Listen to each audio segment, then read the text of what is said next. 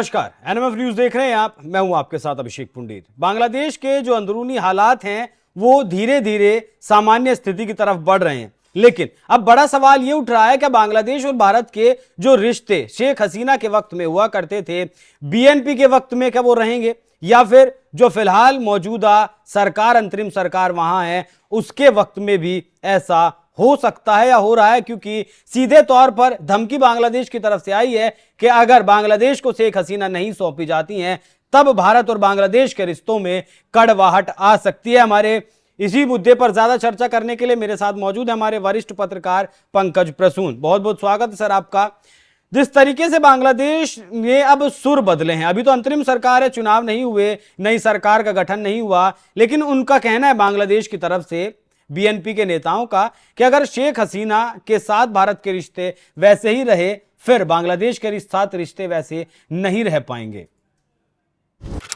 देखिए, सबसे पहले आपको यह समझना हो कि ये बीएनपी है क्या जी। ये खालिदा जिया की पार्टी है। और जब बांग्लादेश के लोग अपने मुक्ति संग्राम की लड़ाई लड़ रहे थे तो ये बीएनपी या इनके जो वालिद थे खालिदा जिया के, ये पाकिस्तान का सपोर्ट कर रहे थे, पाकिस्तानी फौज का सपोर्ट कर रहे थे। शुरुआत से जब जब बांग्लादेश में बीएनपी की सरकार आई है तो इस्लामिक कट्टरपंथियों का इन्होंने साथ लिया है और भारत के खिलाफ इसी तरह जहर उगला है। बांग्लादेश में दो तरह की पॉलिटिकल पार्टी है। एक है आवामी लीग, जिसमें शेख हसीना भी प्रधानमंत्री थी, इनके जो फादर थे मुजीबुर रहमान जो थे वो बंगबंधु बोला जाता था। उन्होंने बांग्लादेश के लिए लड़ाई लड़ी, अलग देश बनाया। बांग्लादेश के अंदर ही दूसरी तरह की वो ताकतें थी जो कि पाकिस्तान के सपोर्ट कर रही थी और वो इस्लाम के नाम पर कर रही थी कि हम लोग मुसलमान भाई भाई और हम लोग एक ईस्ट पाकिस्तान, एक वेस्ट पाकिस्तान।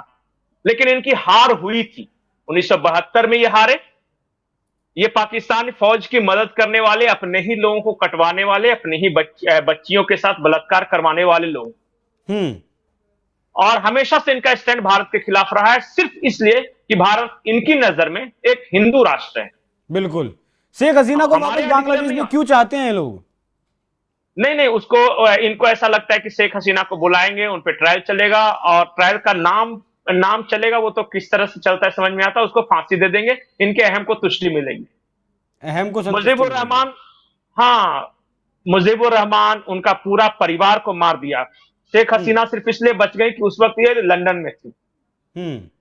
वो इनका गुनाह क्या कि इन्होंने बांग्लादेश बनाया।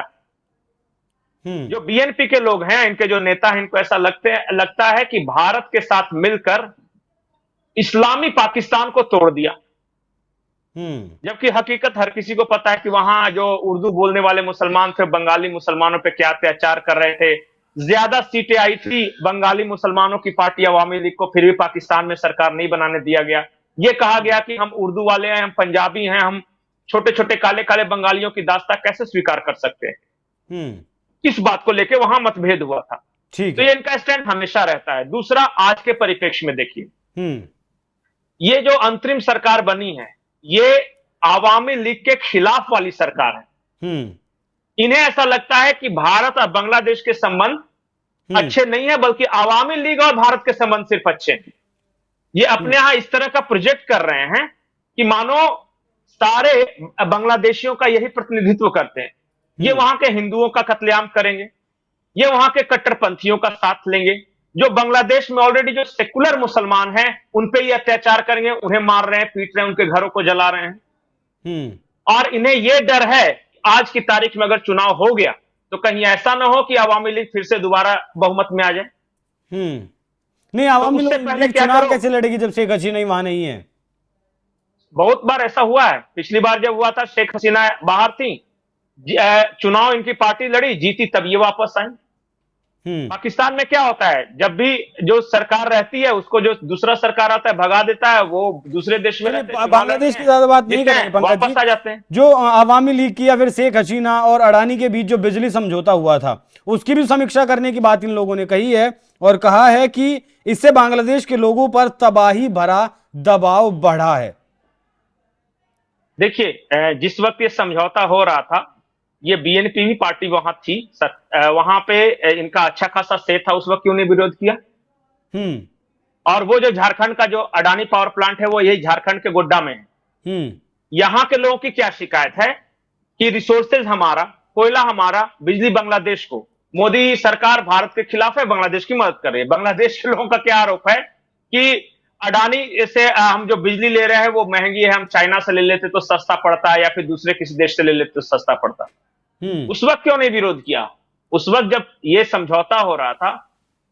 और सबसे बड़ी बात मैं बताऊं, इतना बढ़िया इकोनॉमी ग्रो कर रहा था बांग्लादेश का, इन्होंने आके तबाह कर दिया, बर्बाद कर दिया, सिर्फ कट्टरपंथ के नाम पे, इस्लाम के नाम पे। और ये, हाँ, क्या कमी थी बांग्लादेश में? बांग्लादेश मैन्युफैक्चरिंग हब बन रहा था, वहां की टेक्सटाइल इंडस्ट्री ग्रो कर रही थी, बांग्लादेश के बिजनेसमैन यूरोप में, अमेरिका में जाके झंडे गाड़ रहे थे, वहां की जीडीपी बढ़ रही थी, बांग्लादेश तरक्की कर रहा था। परेशानी क्या थी? परेशानी ये थी इनको, मुल्ले मौलानाओं की, कि लोगों के जेब में पैसे कैसे आ रहे हैं। अगर सबके जेब में पैसा आ जाएगा तो फिर इनकी कौन सुनेगा? बिल्कुल, तो उखाड़ के फेंक दो इस सरकार को। अच्छा, अगर एक लाइन में मैं आपसे आखिरी सवाल पूछूं कि जो जिस कूटनीति पर भारत फिलहाल काम कर रहा है और शेख हसीना भारत में है, शेख हसीना के साथ हिंदुस्तान अब ऐसा लग रहा है कि वो खड़ा था, खड़ा रहेगा, उससे भारत और बांग्लादेश के रिश्तों पर कितना असर आने वाले वक्त में पड़ने वाला है? मैं सिर्फ एक बात जानता हूं, अगर ये लोगों द्वारा चुनी हुई सरकार होती तो भारत इसका साथ जरूर देता। आज भी इलेक्शन हो जाए और कोई डेमोक्रेटिक गवर्नमेंट आ जाए वहां पे, भारत उसके साथ अच्छे रिश्ते रखेगा। लेकिन कोई अराजकता पैदा कर, किसी को हटाकर और कह रहा है कि हमें सौंप दो, उसको हम फांसी दे देंगे। नहीं, भारत के रिश्ते तो तालिबान के हमारे साथ भी रिश्ते फिलहाल खराब हो बेहतर जाए। है।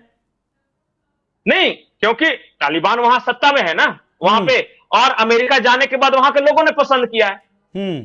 हम बांग्लादेश के लोगों के साथ, हम किसी कट्टरपंथी मुल्ले मौलानाओं के साथ नहीं रहेंगे। दो देशों के रिश्तों के बीच क्या प्रभाव पड़ेगा, क्या फर्क पड़ेगा, कितना असर दो देशों के बीच? नई सरकार आएगी, उसके साथ भारत के रिश्ते अच्छे होंगे। अगर लोगों द्वारा चुनी हुई सरकार होगी तो उसके साथ भारत के रिश्ते अच्छे होंगे। ये तो टाइम पास सरकार है ना, ये कब तक रहेगी किसको पता। ये इंटरिम गवर्नमेंट है ये। और बांग्लादेश के लोगों का ही आरोप है, बांग्लादेश के लोगों का ही आरोप है, ये जो मोहम्मद यूनुस है, इसको तो अमेरिका ने बैठाया है यहाँ पे। वो तो विदेश में रहता था, अमेरिका में रहता था, तख्ता पलट हुआ, इसको तो नोबेल प्राइज दिया था इसीलिए, क्योंकि बांग्लादेश की इकोनॉमी को बर्बाद किया था इसने। ठीक है, बहुत बहुत धन्यवाद पंकज जी चर्चा में हमारे साथ जुड़ने के लिए। तो बांग्लादेश से ये खबर निकल कर आई है, बांग्लादेश की तरफ से जो बीएनपी के नेता हैं आलमगीर, उनकी तरफ से कहा गया है कि भारत की कूटनीति बांग्लादेश की तरफ अगर इसी तरीके की रही फिर दोनों के संबंधों में खटास आ सकती है, कड़वाहट आ सकती है। मतलब सीधे तौर पर बांग्लादेश की जो अंतरिम सरकार है फिलहाल वो चाहती है कि भारत बांग्लादेश को शेख हसीना को सौंप दे, जो कि होने वाला नहीं है, भले ही इसके लिए जो भी कुछ परिणाम होने वाले। जी पंकज जी, लास्ट पॉइंट, बांग्लादेश के संविधान में यह नियम है कि कोई भी अंतरिम सरकार जो बनेगी इस तरह की, 6 महीने के अंदर उसे चुनाव करवाना होगा। 1 से 1.5 महीने बीत गए हैं, इनके पास 4 साढ़े 4 महीने का वक्त है, उसी वक्त में इन्हें चुनाव करवाना होगा। जो चुनाव जीतकर सरकार आएगी भारत उसके साथ। बिल्कुल, तो अब देखना होगा कि आने वाले वक्त में बांग्लादेश में जो राजनीतिक स्थिति है वो किस तरीके से बदलती है और भारत का रुख क्या रहता है। बाकी इस पूरी चर्चा पर आपकी क्या राय, कमेंट कर हमें जरूर बताएं। नमस्कार।